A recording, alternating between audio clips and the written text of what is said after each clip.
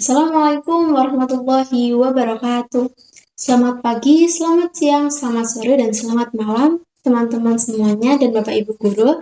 Perkenalkan, saya Kaila Adiwati Fahati dari kelas 10D nomor absen 17 dan pada kesempatan kali ini saya akan mempresentasikan materi tentang Kerajaan Singosari. Materi yang akan saya bahas meliputi latar belakang berdirinya Kerajaan Singosari, raja-raja yang memimpin, masa kejayaan, masa keruntuhan, fun fact, beberapa peninggalan, serta kesimpulan. Baik, langsung saja kita masuk pembahasan yang pertama, yaitu latar belakang. Kerajaan Singosari merupakan kerajaan bercorak Hindu-Buddha yang berkembang di wilayah Malang, Jawa Timur. Pada awalnya, kerajaan ini bernama Tumapel dan merupakan wilayah kecil di bawah kerajaan Kediri. Ibu kota kerajaan berada di Singosari, dan karena nama tersebut lebih dikenal, maka kerajaan ini kemudian disebut sebagai Kerajaan Singosari. Kerajaan Singosari berdiri pada tahun 1222 Masehi dan didirikan oleh Ken Arok. Pada saat itu, Tumapel dipimpin oleh Tunggul Ametung. Ken Arok yang merupakan bawahannya memiliki ambisi untuk berkuasa dan tertarik pada istri Tunggul Ametung, yaitu Ken Dedes. Hal inilah yang menjadi awal konflik dalam perebutan kekuasaan di Tumapel. Ken Arok kemudian membunuh Tunggul Ametung dan mengambil alih kekuasaan di Tumapel. Setelah itu, ia menyerang kerajaan Kediri yang dipimpin oleh Kertajaya. Pada tahun 1222 Masehi, terjadi Perang Banter di mana Ken Arok berhasil memenangkan pertempuran. Kemenangan ini menjadi awal berdirinya Kerajaan Singosari sebagai kerajaan besar di Jawa Timur. Selanjutnya, ada raja yang memimpin. Yang pertama, yaitu Ken Arok. Pada tahun 1222 sampai 1227 Masehi. Ken Arok merupakan pendiri kerajaan Singosari yang sebelumnya bernama Tumapel. Ia bergelar Sri Rangga Rajasa Sang Amurwabumi dan juga mendirikan dinasti Rajasa. Namun, masa pemerintahannya hanya berlangsung sekitar 5 tahun sebelum akhirnya ia dibunuh atas perintah Anusapati. Selanjutnya yang kedua ada Anusapati pada tahun 1227 sampai 1248 Masehi. Anusapati memerintah Kerajaan Singosari setelah wafatnya Ken Arok. Selama masa pemerintahannya tidak banyak perkembangan karena ia lebih sering menghabiskan waktu dengan sabung ayam. Akhirnya Anusapati dibunuh oleh Tohjoyo sebagai bentuk balas dendam atas kematian ayahnya. Yang ketiga ada Tohjoyo pada tahun 1248 Masehi. Setelah wafatnya Anusapati, tahta kerajaan Singosari jatuh ke tangan Tohjoyo. Namun, kekuasaannya tidak berlangsung lama karena Ranggabuni dibantu oleh Mahesa Cempaka berhasil menggulingkan Tohjoyo sebagai bentuk balas dendam atas kematian Anusapati. Yang keempat ada Ranggabuni pada tahun 1248 sampai 1268 Masehi. Pada tahun 1248 Masehi, Ranggabuni naik tahta kerajaan Singosari dengan gelar Sri Raja Wisnuwardono. Pemerintah bersama Mahesa Cempaka, masa pemerintahannya membawa Singosari menjadi aman dan tentram, serta membangun benteng pertahanan di Canggulor. Setelah wafat pada 1268 Masehi, Ranggabuni dicandikan sebagai Siwa di Waleri dan Buddha di Candi Jago. Yang terakhir ada Kertanegara pada tahun 1268 sampai 1292 Masehi. Pada tahun 1268 Masehi, Kertanegara naik tahta kerajaan Singosari menggantikan Ranggabuni. Ia dikenal sebagai raja terbesar dengan cita-cita memperluas kekuasaan Singosari. Setelah wafat, Kertanegara dimakamkan di Candi Jawi dan Candi Singosari serta diwujudkan dalam bentuk arca Joko Dolok, menandai berakhirnya kerajaan Singosari. Selanjutnya, ada masa kejayaan. Puncak kejayaan kerajaan Singosari terjadi pada masa pemerintahan Sri Maharajadiraja Sri Kertanegara. Kertanegara berhasil melakukan penguatan kedudukan dengan cara menempatkan pejabat yang memiliki kemampuan sesuai dengan bidang tugasnya. Raja tidak segan-segan untuk mengganti pejabat yang dianggap kurang berkualitas. Setelah itu, Raja juga menjalin persahabatan dengan kerajaan-kerajaan besar, salah satunya dengan Kerajaan Campa. Berkat kebijakan pemerintahan yang dijalankan Kertanegara, Singasari berkembang menjadi salah satu kerajaan terkuat di Nusantara, baik di bidang perdagangan maupun angkatan perang. Selanjutnya, di sini ada masa keruntuhan. Di sini ada kekosongan pertahanan. Hal ini diawali ketika Raja Kertanegara terlalu sibuk mengirim pasukan terbaiknya ke luar Jawa dalam ekspedisi Pamalayu. Tujuannya memang hebat, yaitu untuk menahan serangan Mongol. Tetapi dampaknya fatal bagi dalam negeri. Ibu kota Singasari jadi tidak terjaga dan keropos dari dalam. Kondisi lemah ini dimanfaatkan oleh Jayakatwang, yaitu Bupati Gelang-Gelang. Meskipun dia masih keluarga dekat raja sepupu sekaligus besan, dia punya dendam lama. Dia ingin membalas kekalahan leluhurnya dari Kediri yang dulu ditaklukkan oleh Ken Arok.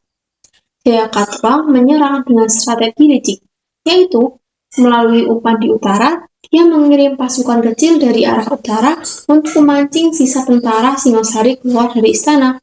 Serangan inti di selatan, yaitu saat pasukan raja terpancing ke utara dan istana kosong. Pasukan utama Jayakatwang masuk dari arah selatan secara mendadak. Kertanegara terbunuh dalam istananya saat sedang melakukan upacara keagamaan. Dengan tewasnya raja, kerajaan Singasari resmi berakhir. Jayakatwang kemudian memindahkan pusat kekuasaan ke Kediri. Peristiwa ini nantinya menjadi jalan bagi Raden Wijaya untuk membangun kerajaan baru bernama Majapahit. Selanjutnya, di sini ada fun fact. Yang pertama yaitu Candi Singasari diyakini tidak pernah selesai dibangun sepenuhnya. Yang kedua, Arca Prajnamaramita disebut-sebut sebagai salah satu arca terindah di Asia Tenggara, yaitu Arca Kendedes. Yang ketiga, Ken Arok. Ken Arok dikenal sebagai tokoh dengan kisah hidup penuh intrik dan kontroversi. Yang terakhir yaitu masa kejayaan Singasari relatif singkat, tetapi pengaruhnya sangat besar.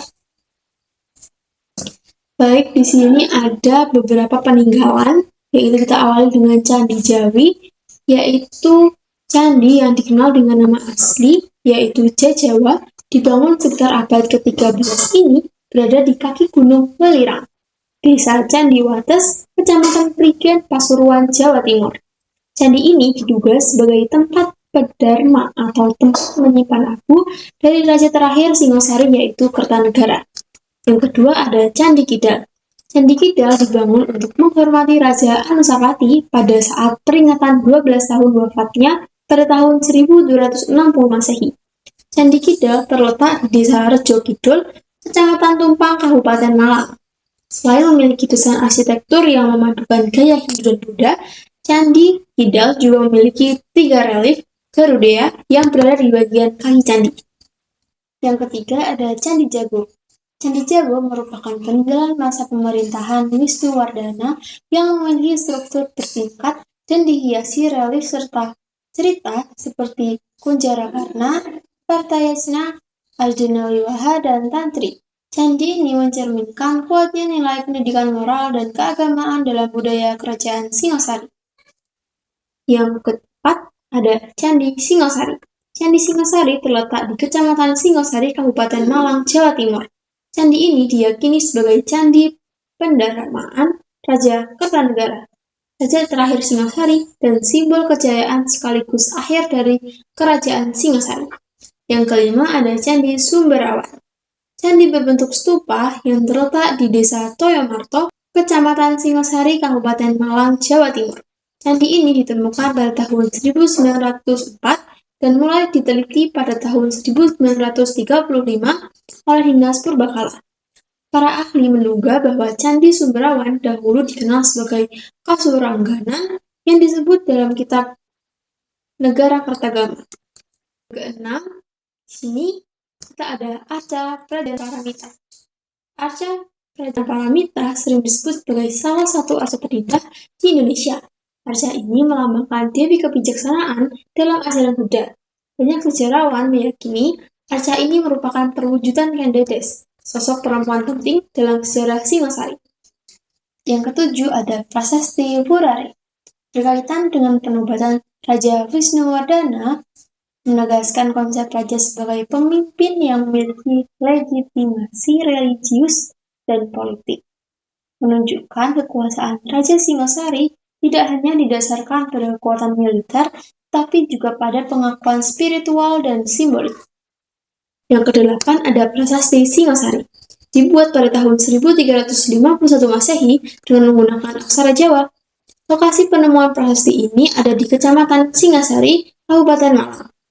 Prasasti ini dibuat untuk mengenang pembangunan candi pemakaman yang dilakukan Mahapati Gajah Mada.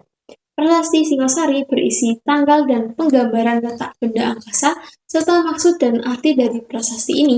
Yang kesembilan ada Prasasti Mula Malurung, yaitu sebuah piagam pengesahan penganugerahan Desa Mula dan Desa Malurung untuk tokoh bernama Rana Raja. Prasasti ini berupa lempengan-lempengan tembaga yang diterbitkan Kertanegara pada tahun 1255 sebagai Raja Muda di Kadiri atas perintah ayahnya, yaitu Wisnuwardana Raja Singasari. Yang ke-10 ada Arca Dwarapala. Arca Dwarapala adalah patung raksasa yang berada di sekitar kawasan Singasari. Arca ini berfungsi sebagai penjaga pintu masuk kawasan suci atau istana. Ukuran arca yang besar melambangkan kekuatan dan kewibawaan kerajaan. Yang ke-11 ada Arca Djokodolo. Arca ini melambangkan perwujudan Raja Kertanegara sebagai Buddha Mahaksotya dan digunakan sebagai sarana pemujaan serta penghormatan. Pada bagian alasnya terdapat prasasti Purare. Prasasti ini memuat peristiwa penting seperti penyatuan kerajaan di Jawa dan penobatan Kertanegara. Materi yang telah dijelaskan, kesimpulannya yaitu Kerajaan Singasari merupakan kerajaan besar di Jawa Timur yang berdiri pada tahun 1222 Masehi. Kerajaan ini mencapai kejayaan pada masa Kertanegara, namun runtuh pada tahun 1292 Masehi dan kemudian menjadi awal munculnya Kerajaan Majapahit. Berikut adalah referensi atau sumber-sumber yang saya pakai untuk membuat PPT kali ini. Sekian dari saya, terima kasih sudah mendengarkan presentasi dari saya pada hari ini. Saya harap ilmu yang saya sampaikan tadi dapat berguna bagi teman-teman semua. Sekian dari saya, terima kasih. Wassalamualaikum warahmatullahi wabarakatuh.